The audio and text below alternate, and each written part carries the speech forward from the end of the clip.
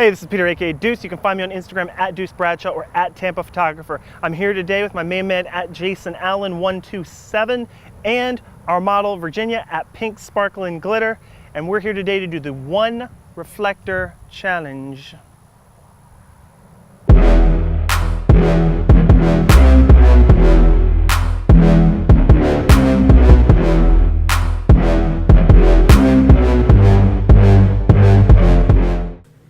This is Peter, aka Deuce. Welcome back once again. I'm back with Jason Allen, and we're going to talk about our shots from the One Reflector Challenge.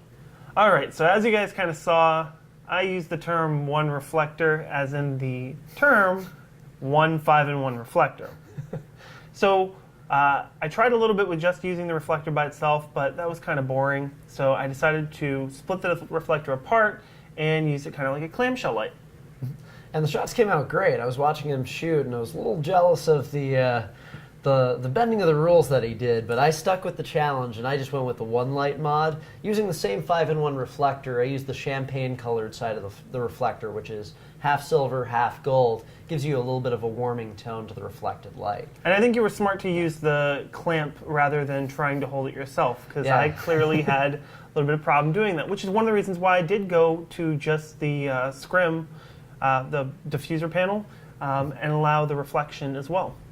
Yeah, I was watching Peter wrestle with this reflector up and over his head. I think you were holding it with your left hand, but behind your head on the right side, and then shooting one-handed with your A7 and the 50mm, right? Right, and I just really didn't have enough light on that, and that was a bit of a problem. A little bit of a problem, but nothing you couldn't fix in post. I was peeking over your shoulder there while you were working on your shots. It seemed to come together really nicely on your keeper shots.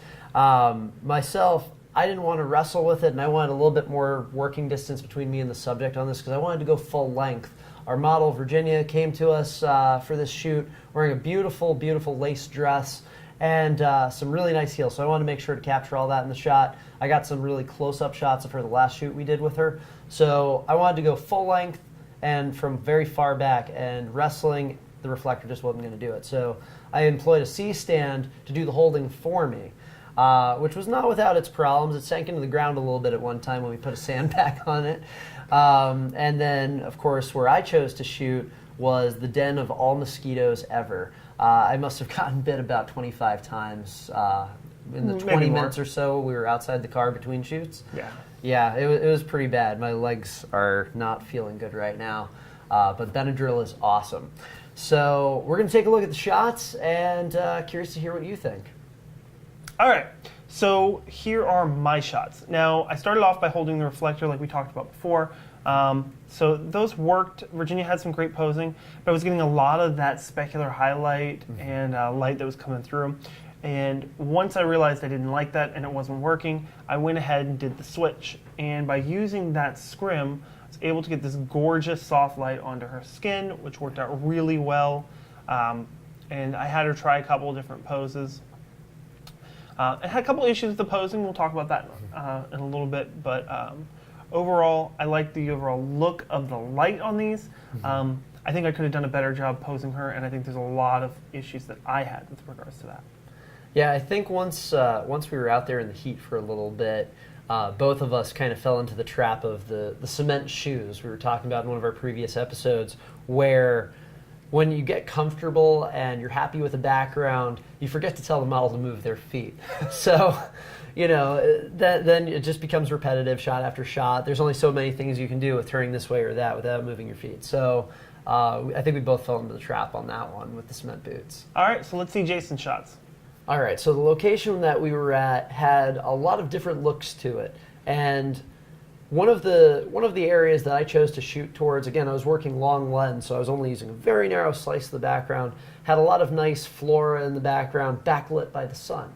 Now, keeping in the true nature of the One Reflector Challenge, not taking the 5-in-1, turning it into 2 for clamshell lighting, I opted to go with the half silver, half gold, champagne-colored side of the reflector. Why that one versus the other ones? So if you go full gold, you run the risk of just really nuking your subject with way too much warm light. They're going to be much hotter than all of the ambient light around them, and I didn't want warm subject, cold background once we got the balance of the shot right.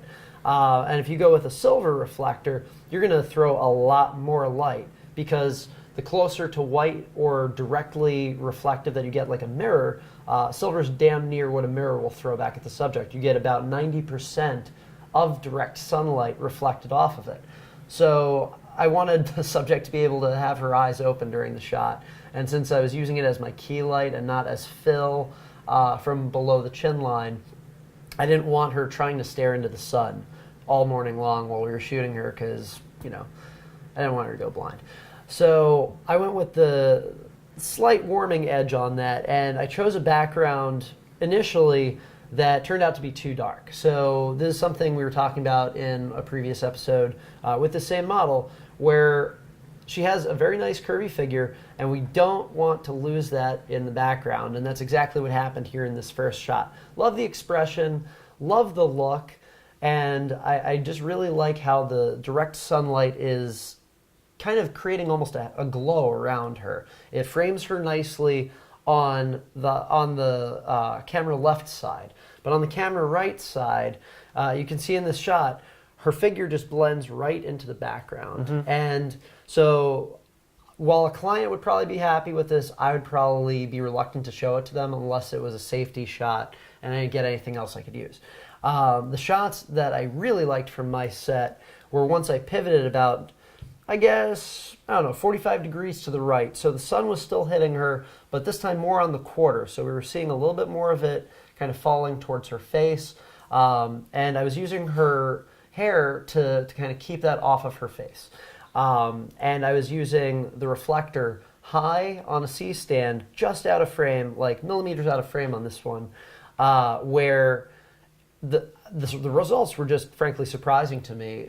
So much light was being reflected that this really straight out of camera in aperture priority mode ended up looking like something I would ordinarily get with a strobe.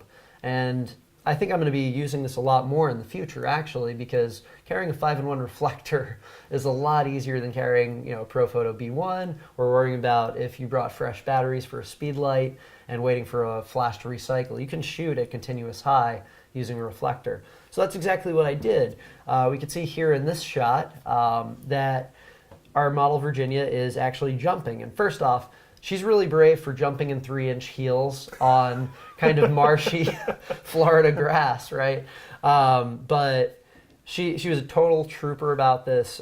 We did, I guess, about 15 or 20 shots where I'd give her a 3-2-1, and I'd just start a burst of shots on one. She would jump on the beat after that. So I had a couple of lost frames before and after, but those moments in the air, my Nikon autofocus actually came through on this one, which is a departure from when I was shooting directly into the sun on the last shoot. So I really like this shot here. We kept calling this one the catalog shot on set when we were talking about this, because this looks like something you'd find in Sears catalog or Land's End catalog. Some very girl next door looking model jumping in the air in shoes she shouldn't be jumping in, but. I was trying to get out of that trap of the cement shoes, so I asked her to go airborne. She got a little more air on this take, so I like this one better because we could see that separation between her and the ground. But I also like this one here. Not as much in the facial expression, though. I would say this is my shot of the day from this set. Cool.